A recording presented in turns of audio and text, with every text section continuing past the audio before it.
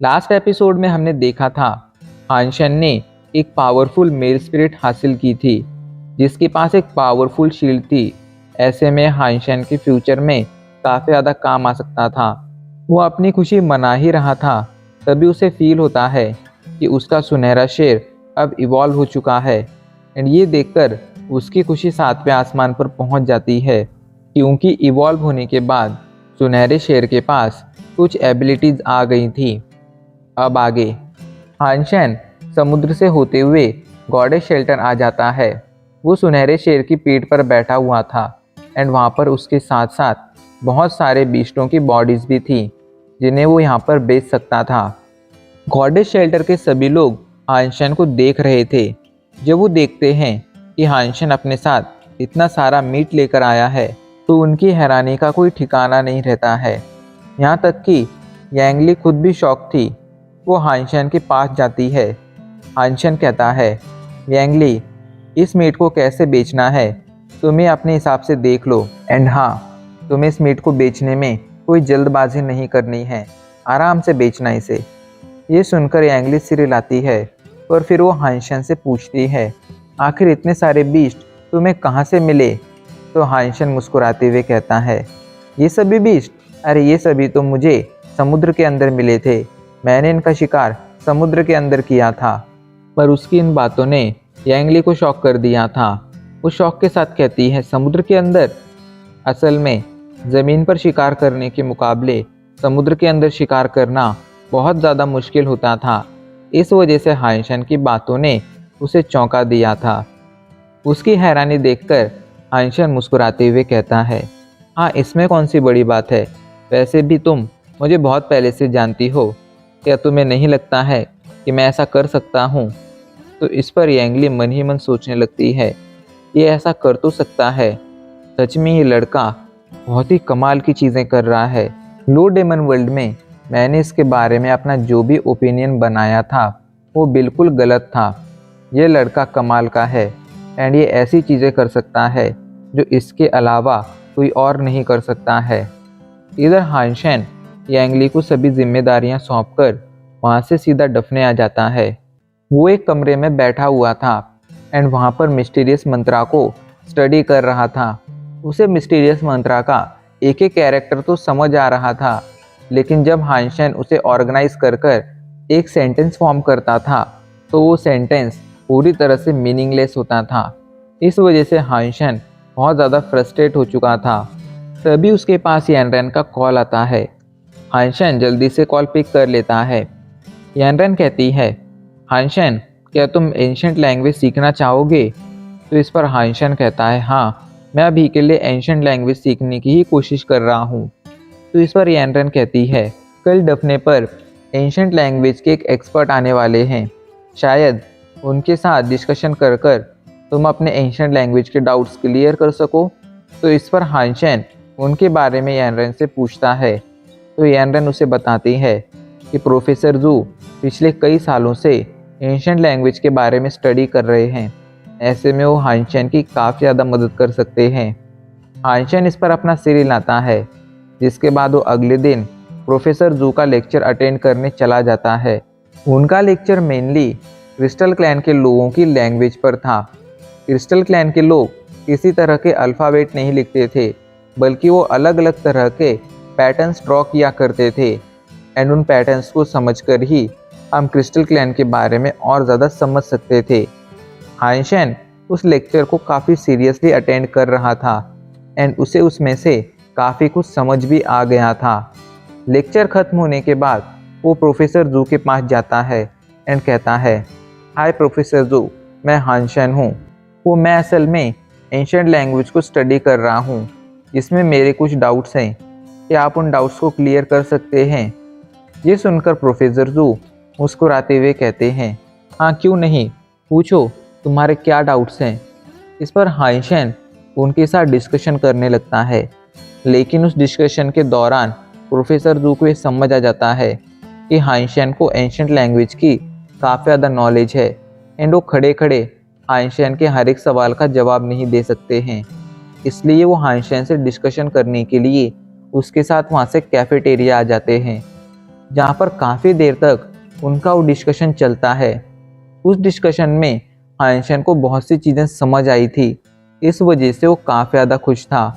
वो अपने कमरे में लौटते ही दोबारा से मिस्टीरियस मंत्रा को स्टडी करना शुरू कर देता है एंड इस बार उसे मिस्टीरियस मंत्रा के बारे में बहुत सी अलग चीज़ें समझ आती हैं।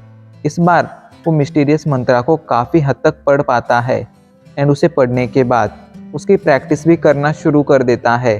हाइंशन को मिस्टीरियस मंत्र स्टडी करने के बाद ये समझ आया था कि अगर कोई इंसान मिस्टीरियस मंत्रा को मास्टर कर लेता है तो मिस्टीरियस मंत्रा उसे खास तरह की एबिलिटी देता है, जिसकी मदद से वो स्पेस के अंदर दरारें क्रिएट कर सकता है एंड उन स्पेस में क्रिएट हुई दरारों का यूज़ करते हुए वो बिना किसी टेलीपोर्टर की मदद के भी ह्यूमन वर्ल्ड से demon world and demon world से ह्यूमन वर्ल्ड टेलीपोर्ट हो सकता है।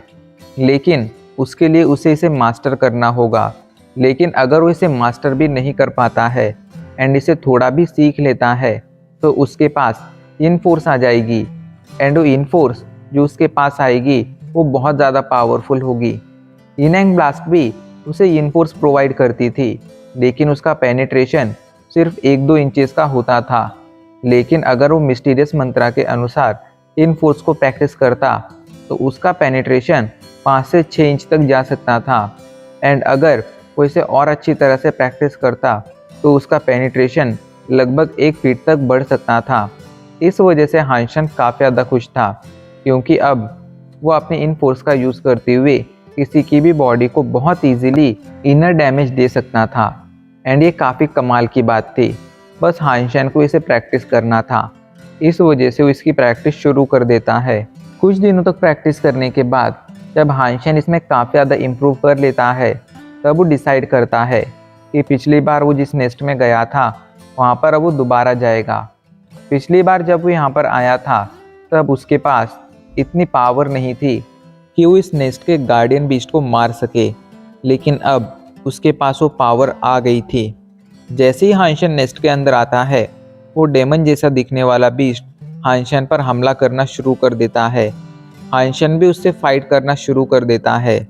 वो बीस्ट काफ़ी ज़्यादा पावरफुल था एंड हाइंशन पर लगातार हमले किए जा रहा था, लेकिन हाइंशन के पास मौजूद उसके गोल्डन आर्मर साथ ही साथ ghost stone tattoo beast role की वजह से उसका डिफेंस बहुत ज़्यादा इम्प्रूव हो चुका था। ऐसे में बीस्ट हाइंशन को कोई भी नुकसान नहीं पहुंचा पा रहा था। हाइंशन उससे काफ़ी देर तक फाइट करता है, जिसके बाद उसे कई सारे पंचेस मारकर बहुत ही इजीली मार देता है। हाइंशन के सभी पंचेस में इन फोर्स थी, ऐसे में ये बीस्ट उसके 2-3 पंचों का सामना भी नहीं कर पाया था एंड मर गया था। उसके मरते ही हाइंशन की पावर स्क्रीन पर नोटिफिकेशन आता है, स्केटब्लेड रैंक का डेमन बीस्ट मारा गया। आपको डेमन बीस्ट की बीस्ट सोल हासिल नहीं हुई है, इसका मीट भी कंज्यूम नहीं किया जा सकता है। हाइंशन ये देखकर काफ़ी निराश हो गया था, क्योंकि इस शिकार से उसे कोई फ़ायदा नहीं हुआ था। लेकिन अच्छी बात ये थी कि नेस्ट के अंदर मौजूद अंडे से उसे एक बीस्ट सोल मिल सकती थी। हाइंशन हाल फिलहाल एक फ्लाइंग बीस्ट सोल की तलाश में था, लेकिन अगर उसे एक एड ऑन बीस्ट सोल भी मिल जाती तो वो भी हाइंशन के काफ़ी ज़्यादा काम आ सकती थी। काफ़ी देर तक आगे बढ़ने के बाद फाइनली हाइंशन उस जगह पर पहुंच गया था जहां पर वो अंडा था। हाइंशन तुरंत उस अंडे को फोड़ देता है। अंडा फूटते ही वो बीस्ट सोल हाइंशन की बॉडी के अंदर चली जाती है। एआई उस बीस्ट सोल का टाइप चेक करने लगता है एंड फाइनली कुछ ही देर बाद हाइंशन के सामने रिजल्ट आ जाता है। इस बीस्ट सोल का नाम डेथ डेमन था, जो एक स्केटबर्ड रैंक की बीस्ट सोल थी एंड ये एक फ्लाइंग बीस्ट सोल थी।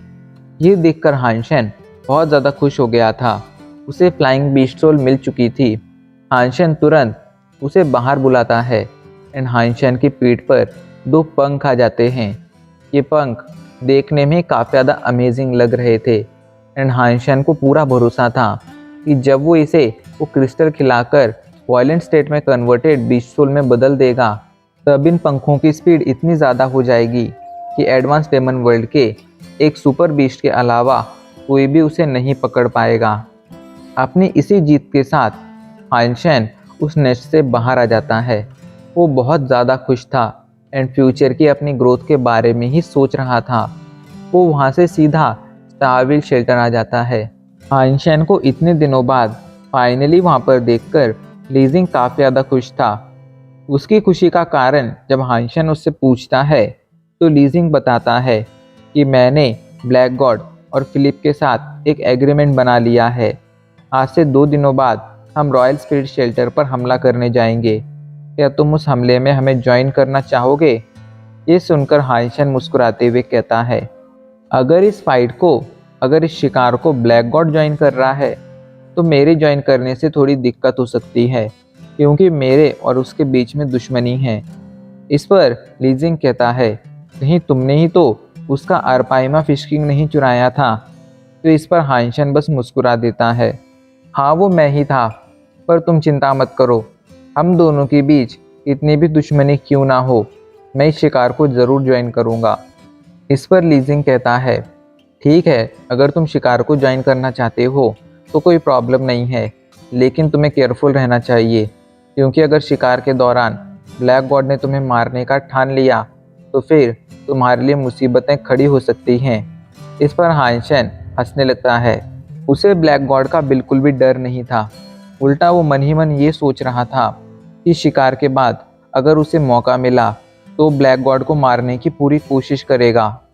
2 दिनों बाद वो सभी साथ मिलकर रॉयल स्पिरिट शेल्टर पर हमला कर देते हैं। रॉयल स्पिरिट शेल्टर में कई सारे बीस्ट थे जो इनके हमले का जवाब दे रहे थे, लेकिन ब्लैक गॉड अपने साथियों के साथ बहुत इजीली उन सभी बीस्टों को संभाल पा रहा था। उन सभी बीस्टों में बहुत सारे स्केयर्ड रैंक के बीस्ट थे, लेकिन इसके बावजूद ब्लैक गॉड उन्हें संभाल ले रहा था। हानशन जो दूर से ये सब देख रहा था वो सोच में पड़ जाता है।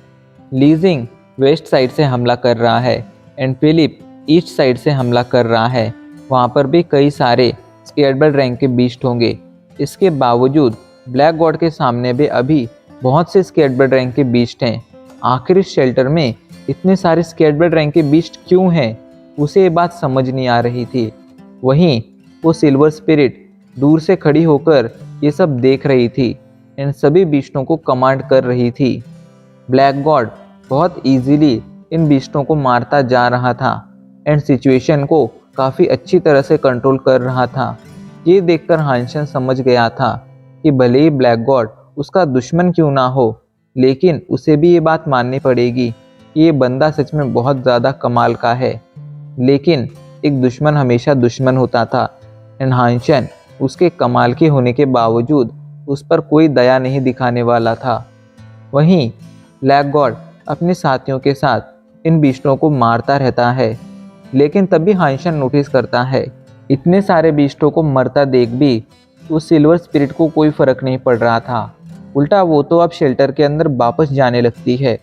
हानशन को ये समझ नहीं आ रहा था कि आखिर वो ऐसा क्यों कर रही है, पर तभी अचानक से वहाँ की ज़मीन कांपना शुरू कर देती है एंड अचानक से ज़मीन के अंदर से बहुत सारे बग्स आ जाते हैं जो वहाँ मौजूद ह्यूमंस एंड बीस्टों पर हमला कर कर उन्हें काटना और खाना शुरू कर देते हैं।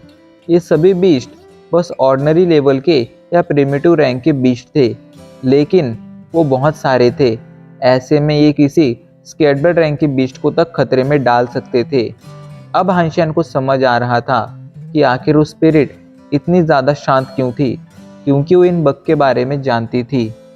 हानशन को समझ नहीं आ रहा था कि आखिर अब उसे क्या करना चाहिए, पर तभी वो देखता है कि उसके पास अच्छा मौका है शेल्टर के अंदर जाने का, क्योंकि सभी ह्यूमंस अभी के लिए इन बग्स के साथ उलझे हुए हैं।